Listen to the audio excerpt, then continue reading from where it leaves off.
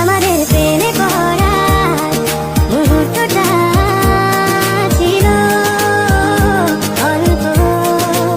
ও একটু তুমি আর একটু আমি নিয়ে শুরু হলো আমাদের গল্প।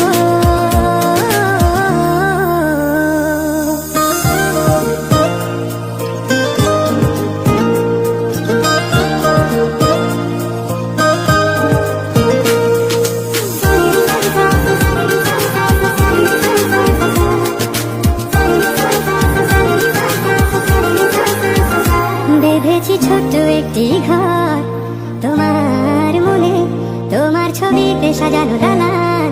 আমি রয়েছি ওখানে, থাকবো ততদিন, ভালোবাসবে যতদিন। সেই ঘরে বসে গল্পটা লিখে যাব প্রতিদিন।